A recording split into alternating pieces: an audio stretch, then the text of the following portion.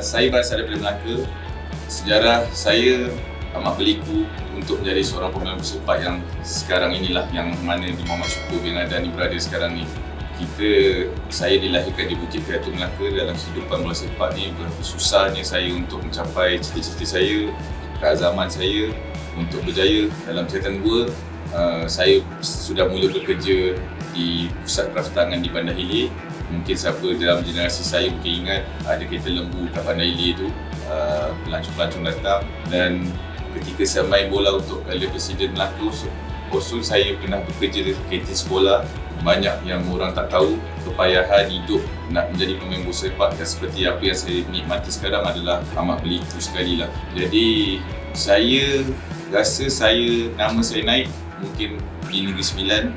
Terima kasih kepada Coach Ifan kerana membawa saya ke Negeri Sembilan, dan di situlah bermulanya karier saya sampailah ke hari ini.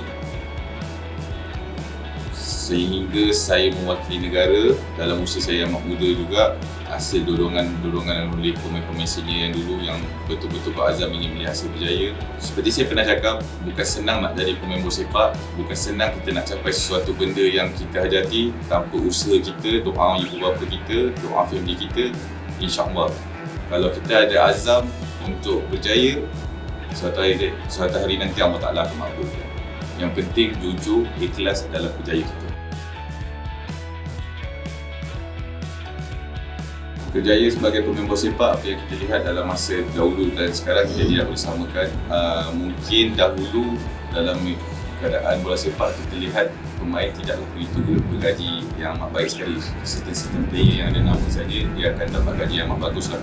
Tapi dalam masa itu juga ekonomi kita pun kita tidaklah setinggi macam sekarang ni untuk generasi baru ni. Jadi saya rasa menjadi seorang pemain sepak dalam ketika ini, saya rasa satu benda yang boleh dipikirkan positif. Pada ibu bapa pun jangan risau untuk menjadikan anak dia sebagai footballer. Dalam keadaan sekarang ni gaji pemain bola sepak amat bagus sekali. Saya dah hampir 20 tahun, dah hampir 4 generasi yang kita lihat bola sepak ini boleh menjamin masa hadapan dalam keadaan 4-5 tahun kebelakangan ni. Yang kita lihat semua pasukan mempunyai bajet yang besar, bagus dalam segi pembayaran gaji pemain. Cuma serta-serta kelab saja yang ada masalah tentang pembayaran gaji. Dan untuk masa depan bola sepak ni, kita lihat, tanya diri saya sendiri, dengan ikhlas saya cakap boleh menjamin masa depan kalau setiap pemain-pemain itu beringat untuk memenuhi karier mereka lah. Sebab bola sepak ni pendek. Kalau diorang pandai manage dari segi kewangan mereka dalam masa 10 tahun atau 15 tahun, insyaAllah kehidupan mereka selepas pemain bola sepak boleh berjaya.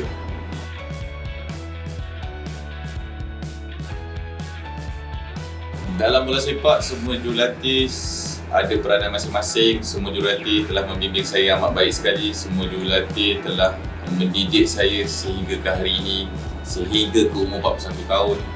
Tapi dalam bola sepak, kita tak boleh nak listkan semua nama-nama jurulatih.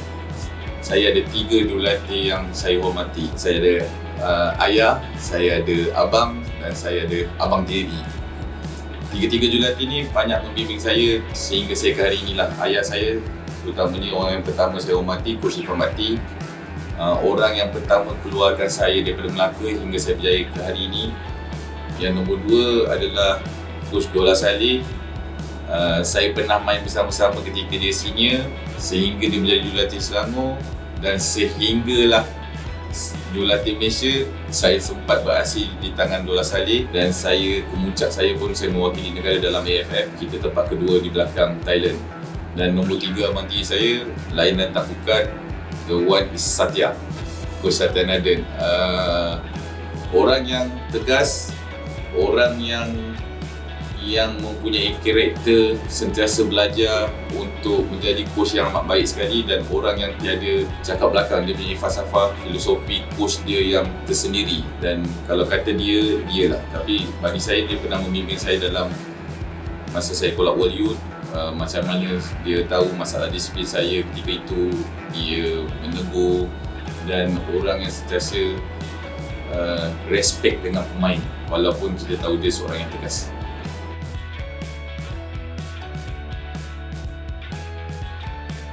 Saya beraksi lebih kurang dalam 5 pasukan kot rasanya.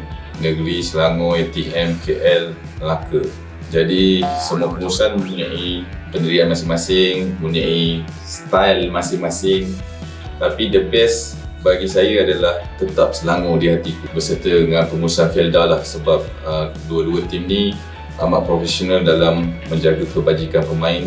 Tiada masalah daripada segi gaji, tiada masalah daripada segi apa-apa sekali. Tapi kalau tanya ikhlas daripada sudut hati saya tetap pilih Selangor. Daripada 2002 sampai 2008, pengurusan dia terlalu profesional bagi saya ketika itu. Semua masalah-masalah pemain berjaya diatasi dengan amat mudah sekali dan kami tidak ada, selama saya beraksi, tiada masalah kelewatan gaji dan apa-apa masalah lain.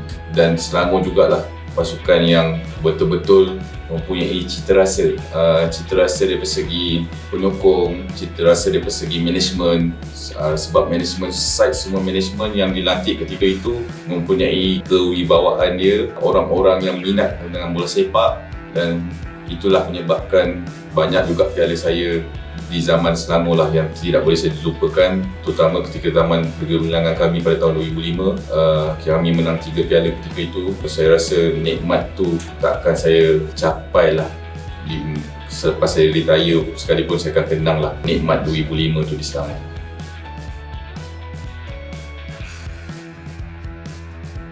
Kerjaya selepas bermain bola sepak, saya rasa dalam jiwa saya tetap untuk menjadi jurulatih lah. Kebanyakannya jurulatih-jurulatih yang berada dalam zaman moden ni, generasi sekarang ni, semuanya saya pernah beraksi, pernah bermain bersama-sama dan semuanya telah menjadi jurulatih yang baik lah. Jadi di samping itu juga saya ada mengusahakan share sikit lah padang artificial di Bangi. Sebenarnya menjadi pemain bola sepak ni banyak yang generasi sekarang ni punya plan yang amat bagus sekali. Kita lihat banyak juga pemain-pemain bola sepak yang tidak segan dan tidak malu untuk berniaga dalam IG story mereka. Jadi mereka menambahkan pendapatan dalam keadaan sekarang ni. Saya lihat kebanyakan pemain bola sepak pandai untuk menambahkan income mereka dalam situasi dia bermain bola sepak ataupun situasi mungkin selepas menjadi pemain bola sepak. Yang penting sekali plan untuk masa depan mereka sendirilah. Bagi saya ini nawa itu kita sendiri untuk menjadi pemain bola sepak. Apa yang kita impikan mungkin kita capai dalam karier kita, tapi kita kena impikan selepas menjadi pemain bola sepak pun kita kena fikir. Sebab kata orang angang-angang mak jenin ni, dulu orang cakap angang-angang mak jenin, tapi bagi saya angang-angang mak jenin tu kalau kita betul fokus, insya-Allah kita akan capai apa yang kita perlukan selepas kita berhenti menjadi pemain bola sepak.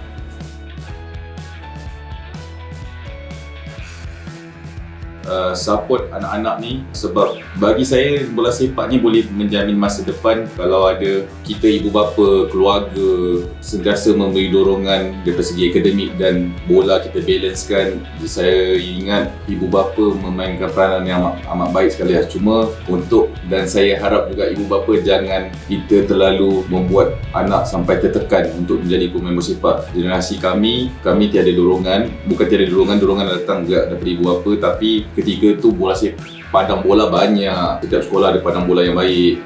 Dulu pun sawah bila kata musim menuai habis, banyak aktiviti di kampung untuk menaikkan. Cuma ibu bapa yang generasi sekarang ni, dorongan tu jangan dipaksa anak untuk menjadi profesional sangat. Nanti anak bila sampai satu tahap dia remaja, kita takut dia bosan dengan karier bola sepak ni. Jadi kita balancekan akademik, kita balancekan dengan bola sepak mereka, insya-Allah. Benda yang tidak mustahil boleh dilakukan oleh ibu bapa. Hasil daripada apa yang kami lihat pun, AMD pun player-player ni datang pun sebenarnya daripada akademik setiap negeri dan dikumpulkan di AMD, dan kita lihat kualiti material mereka amat baik sekali dengan skill mereka. Jadi kepada pesanan saya kepada ibu bapa, bola sepak boleh menjaminkan masa depan, tapi lebih baik sekali kita balancekan dengan akademik.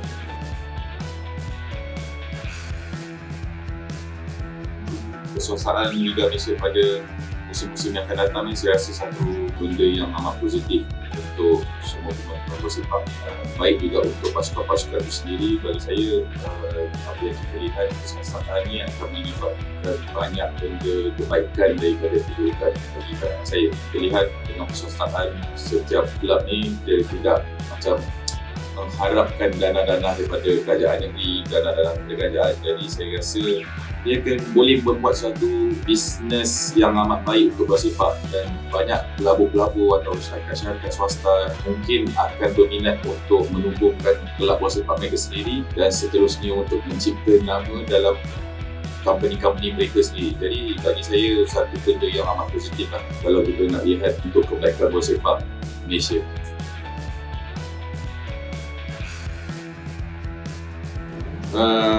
Saya ingat dalam masa 1-2 tahun ni, ataupun mungkin dalam 2-3 tahun ni, pasaran pemain tak kira muda atau senior, saya rasa akan mengalami kemerosotan dalam dari segi marketing mereka sendiri. Sebab apa yang kita lihat, masalah COVID-19 ni, kita akan lihat dengan keadaan ekonomi kerajaan tak stabil lagi, setiap pasukan untuk nak spend duit untuk perbelanjaan pasukan, saya rasa dalam masa 2-3 tahun ni akan berkurangan.